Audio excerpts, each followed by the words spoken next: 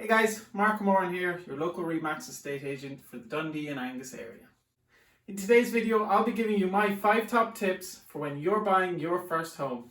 Tip 1. Finding out how much money you can borrow for your new home. The easiest way to find this out is by using mortgage calculators available freely on the internet. There are too many mortgage calculators to name, but they all do the same job. You plug in your details and it will give you roughly how much, or accurately, depending on the mortgage calculator tool, how much you can borrow for your new home. These mortgage calculators take into account whether you're borrowing for your first home with a partner, or if you're borrowing alone, your job status, etc. And once you've found that out, we move on to tip number 2. So tip 2 is very simple and probably the hardest tip to follow. Save, save, save.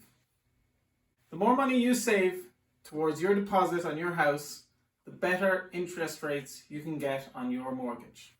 The more money you put towards your house initially results in a lower interest rate from the bank. A lower interest rate from the bank results in lower monthly payments and overall a lower amount of money paid at the end of the loan term. In simple English, the more money you put forward now, the less money it will cost you in the long run.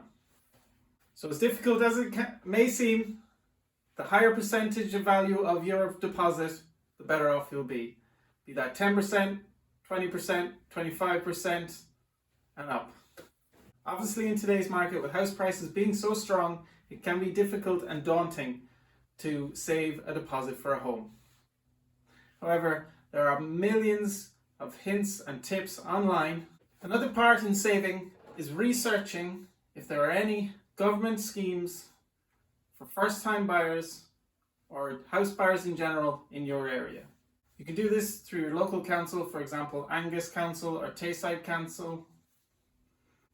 And there's also plenty of information on government websites gov.uk. These government and council schemes are extremely useful and I would highly recommend anyone look into them before starting your journey to getting a new home. Tip 3. Now that you've worked out how much money you can borrow and you've got your deposit saved up, you can move on to looking at properties that suit you. Viewing properties will give you an idea of what you actually want. At this stage, I suggest to my clients you make 3 short lists. 1. Must-haves. 2. Can't-haves. And 3. Would like to haves. So 1. Must-haves, i.e. must have 2 bedrooms, 3 bedrooms, whatever your requirement. Must have modern finishings. So those are the issues that if you find a home and they don't have these, then you kind of cross it off your list. Can't haves are, for example, things that you don't want in your home. Examples of this might be single glazing, oil heating, septic tank, etc. Obviously, these will change from person to person, individual to individual, to suit your needs and what you like. And the third list, which is a quite important little list, is would like to have. Things that you would like your home to have. This third list can be the make and break between the first 2 lists. For example, you might have found a perfect home, suits your needs, 3 bedroom, but it's got oil heating.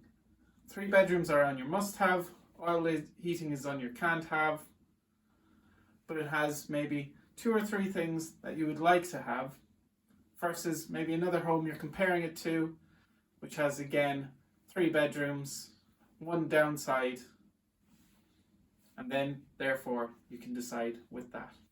That's just a little trick. You don't have to do that if you don't want to, but I highly recommend doing it. It cuts down on the amount of properties you can go view, and it just helps you narrow down that shortlist and get to what you actually want. Tip 4. So now you have it all together. You have how much you can borrow. Maybe you've got your mortgage already sorted. You've got your deposit saved. You've also viewed properties. You know which ones you like. Maybe you're starting to get to the point where you want to put in an offer on a property. What you'll need to do is get yourself a solicitor. So my tip for finding a solicitor is to find someone that perhaps a friend or colleague has used before and that they can recommend to you. That way, If anything goes wrong, you can always blame your friend.